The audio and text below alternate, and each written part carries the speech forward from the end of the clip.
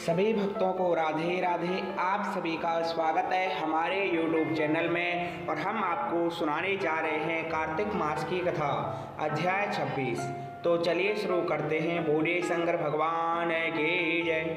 नारद जी बोले, इस प्रकार विष्णु पार्षदों के वचन सुनकर धर्मदत्त ने कहा, प्राय सभी मनुष्य भक्तों का कष्ट दूर करने वाले श्री विष्णु की यज्ञ, दान, व्रत, तीर्थ सेवन तथा तपस्याओं के द्वारा विधि पूर्वक आराधना करते हैं। उन समस्त साधनाओं में कौन सा ऐसा साधन है जो भगवान विष्णु की प्रसन्नता बढ़ाने वाला तथा उनके सामीप्य की प्राप्ति कराने वाला है। दोनों पार्षद अपने पूर्व जन्म की कथा कहने लगे। एक दूसरे आपका प्रश्न बड़ा श्रेष्ठ है। आज हम आपको भगवान विष्णु को शीघ्र प्रसन्न करने वाले उपाय बताते हैं। हम इतिहास सीख सहित प्राचीन वृतांत सुनाते हैं, सावधानी पूर्वक सुनो।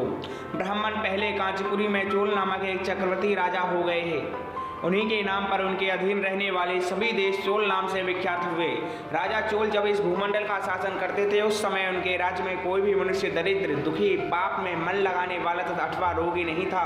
एक समय की बात है, राजा चोल अनंत सैन नामक तीर्थ में गए, जहाँ जगदीश्वर भगवान विष्णु ने योग निद्रा का आश्रय ले शयन किया था। वहाँ भगवान विष्णु के दिव्य विग्रह की राजा ने विधि पूर्वक राजा की दिव्य मणि, मुक्ता, फल तथा सुवर्ण के बने हुए सुंदर पुष्पों से पूजन करके साष्टांग प्रणाम किया।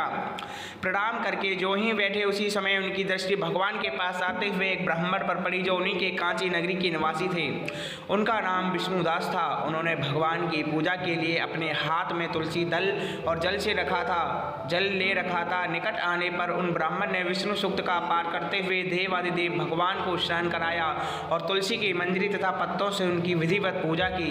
राजा चोल ने जो पहले रत्नों से भगवान की पूजा की थी, वह सब तुलसी की पूजा से ढक गई। यह देखकर राजा कपित होकर बोला, विष्णुदास, मैंने मणियों तथा सुवर्ण से भगवान की जो पूजा की थी, वह कितनी शोभा पा रही थी, तुमने तुलसी दल चढ़ाकर उसे ढक दिया। बताओ ऐसा क्यों किया? मुझे तो ऐसा जान पड़ता है कि तुम दरिद्र और गंवार हो, भगवान विष्णु की भक्ति को बिल्कुल भी नहीं जानते। राजा की इस बात को सुनकर द्विशेष विष्णुदास ने कहा, हे राजन, आपको भक्ति का कुछ भी पता नहीं है, केवल राजलक्ष्मी के कारण आप घमंड कर रहे हैं। बतलाइए तो आज से पहले आपने कितने वैष्णव व्रतों का पालन किया है? तब नृपश्रेष्ठ चोल ने हंसते हुए कहा, तुम तो दरिद्र और निर्धन हो, तुम्हारी भगवान विष्णु में भक्ति ही कितनी है। तुमने भगवान विष्णु को संतुष्ट करने वाला कोई भी यज्ञ और दान आदि नहीं किया और ना पहले कभी कोई देव मंदिर ही बनवाया है। इतने पर भी तुम्हें अपनी भक्ति का इतना गर्व है। अच्छा, तो यह सभी ब्राह्मण मेरी बात सुन ले। भगवान विष्णु के दर्शन पहले मैं करता हूँ या यह ब्राह्मण? इस बात को आप सब लोग देखें, फिर हम दोनों में से किसकी भक्ति कैसी है, यह सब लोग स्वयं ही जान लेंगे। ऐसा कहकर राजा अपने राजभवन को चले गए। वहां उन्होंने महर्षि मुर्दग को आचार्य बनाकर वैष्णव यज्ञ प्रारंभ किया। उधर सदैव विष्णु भगवान को प्रसन्न करने वाले शास्त्र उक्त नियमों में तत्पर विष्णुदास भी व्रत का पालन करते हुए वहीं भगवान विष्णु के मंदिर में टिक गए।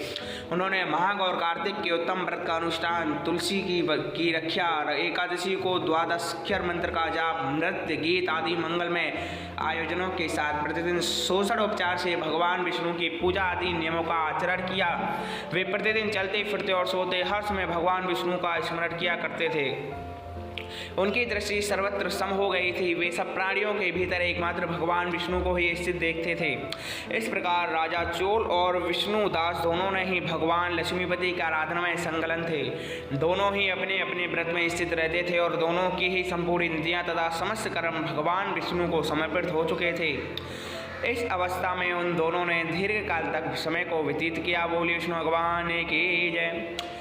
इससे आगे की कहानी आपको अगले अध्याय में बताई जाएगी। इसके लिए हमारे चैनल को सब्सक्राइब कर लें और अगर आपने अभी तक 25वां अध्याय नहीं पढ़ा है तो इसमें मैं आपको लिंक डाल रहा हूँ, उसमें जाकर आप पढ़ें।